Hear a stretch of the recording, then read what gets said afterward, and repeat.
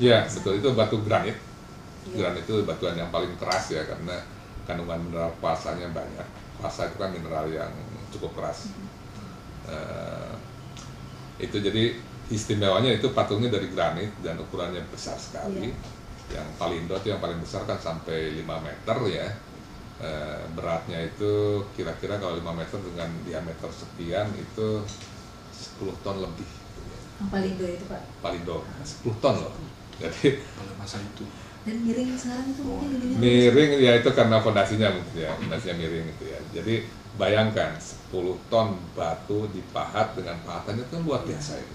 Pahatannya luar biasa itu, nggak kalah dengan pahatan yang kita lihat di Roma segala macam. Meskipun itu jadi apa namanya, kita kurang ini karena kan sudah lapuk ya, sudah mulai ini. Tapi kalau ada yang bagusnya teliti itu luar biasa itu, detail sekali. Itu katanya granit yang sangat keras. Kalau Ya. dipahat pakai besi atau apa Pak? Itu dia, karena saya kan sudah ke sana ya, sudah melihat ada potongannya itu dari satu granit besar, diameternya tuh lebih dari berapa yang. Jadi ada potongan yang belum jadi patung tapi sudah dipotong. Oh bukan. Sudah Yang Kalamba atau yang yang Di Napu. Oh yang di Napu. Saya ke desa itu loh Pak, yang banyak. Kalamba, betul. Kalamba, Kalamba. ya. Tapi kan Kalamba tuh kan itu batu granit juga kan, Iya, besar. Itu kan harusnya dipotong dulu, kan dibolongin kan tengahnya kan. Kayak lupa. Nah, saya kan biasa kerja di Mentawai. Saya biasa belah-belah koral. Koral tuh diameternya sudah sampai 5 meteran juga, 3 meter. Itu untuk ngebelah, untuk mangkas kok. Kan kita biasanya kalau nyempling tuh ada koral yang bulat disebut sebagai keratal, itu kita pangkas di tengahnya gitu ya. Dan kita bikin satu slab ukuran pertamanya 5-10 cm dulu. Nah, potongnya itu nggak gampang. Kita nggak bisa pakai gergaji biasa tuh, nggak bisa. Apalagi untuk potong rata ya. Jadi waktu itu saya harus ke ini, pabrik yang bikin tehel granit, limestone itu. Jadi dipotongnya tuh pakai blade besi, putar gitu ya. Jadi blade dipotong gitu. Kan ada yang kecil kan, ini harus yang besar. Itu emang khusus itu di pabrik-pabrik marmer itu, khusus sekali. Nah, tapi saya pernah melakukan itu juga di Los Angeles dulu. Nah, yang saya tahu, yang blade yang besar itu diameternya terbatas, Pak. Kalau tidak salah nggak bisa lebih dari 50 cm. Kan diameter 50 cm, jadi 1 meter kan? 1 meter ya. Jadi kan yang efek untuk motong batunya cuma setengah meter. Jadi dia nggak bisa motong yang batu yang lebih dari setengah meter kan? Nah, jadi waktu saya ngelihat granit dengan diameter lebih dari 1 meter, bahkan sampai 2 meter, bulat, terus pangkasnya itu rata banget, saya jadi bingung kan melihatnya. Ini motongnya pakai apa? Gitu ya. Kalau waduh.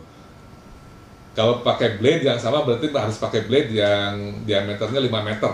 Pada masa itu. Harus pakai blade pada masa itu. Soalnya ngebelah koral karang itu pun itu cukup makan waktu, Pak. Karang yang 2 meter tuh dibelah tuh bisa sampai setengah jam. Kalau granit pakai teknologi kita sekarang ya, itu kan biasanya si blade-nya pakai bubuk intan tuh ya. Kalau granit kayaknya motong pakai teknologi sekarang bisa entah setengah hari kali ya. Di pabrik loh ya, ini bicara masalah pabrik tuh ya. Itu baru motong. Nah, sekarang bikin Kalamba, yang Kalamba tuh kan dibolongin. Itu kan masif ya. Dibolongin begini kan. Gimana caranya? Nah, itu saya masih lagi cari-cari ke internet segala macam, ada mesin buat bolongan itu, saya belum ketemu, Pak. Pakai apa bolong? Kalau dipahat kayaknya waduh luar biasa susahnya, mungkin satu Kalamba bisa 1 tahun. Itu waktu itu ditemukannya di Bada itu. Di daerah Bada. Jadi itu di sawah, di persawahan itu. Jadi itu tergeletak itu aja. Cuma satu itu aja atau ada lagi? Ada beberapa. Jadi ada yang baru dipangkas, terus ada yang mau dibolongin. Sehingga saya bisa membayangkan itu alatnya itu seperti apa. Jadi kan bikin Kalamba tuh begini. Itu baru mulai dibolongin. Nah, tapaknya itu seperti bikin paritan tapi halus sekali. Jadi kan saya bisa, alatnya seperti ini ya. Jejaknya seperti ini. Jadi saya melihat itu bukan jejak pahatan, tapi itu satu alat yang untuk itu. Tapi kalau masalah source-nya itu kalau di Bada banyak, Pak. Kalau di Napu memang saya belum lihat, tapi belum eksplorasi juga. Tapi waktu ke Bada kita jalan-jalan ke sungai itu banyak bongkah-bongkah granit ya.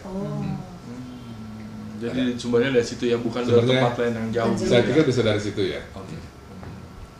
Jadi saya lebih tertarik ke masalah gimana buatnya. Iya betul. Satu itu, yang kedua umurnya juga belum ada yang tahu pasti itu berapa. Tapi kalau kita bandingkan dengan umur patung yang di Göbekli Tepe, itu saja ininya hampir sama ya, ininya apa namanya desainnya, ada tangannya seperti ini. Tapi bedanya di Göbekli Tepe itu bahannya dari limestone, lebih gampang dibuat kan. Lebih enak. Kalau kita melihat dari apa namanya pelapukannya lah, tingkat erosi dari si patung itu kelihatannya sih seumuran gitu ya dengan yang di Göbekli Tepe. Nah di Göbekli Tepe umurnya sekitar 12.000. Lebih tua lagi. Itu dia. Kalau sama dengan umur yang di Göbekli Tepe ini 12.000 juga, Iya.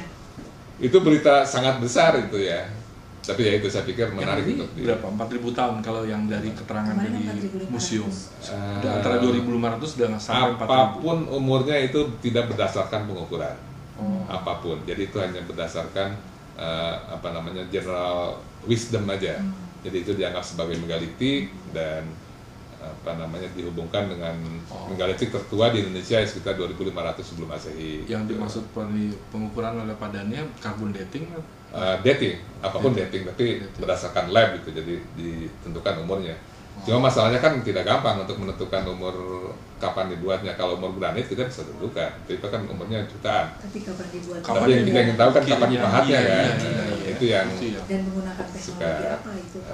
ya kita harus cari konteksnya dengan sekitarnya kelihatannya. Jadi kalau misalnya apa namanya ya salah satunya kita harus mencari paleosoil waktu dulu si patung itu dibuat misalnya, atau kita harus gali-gali di situ untuk menemukan patung yang tertimbun lah, misalnya masih tertimbun tuh.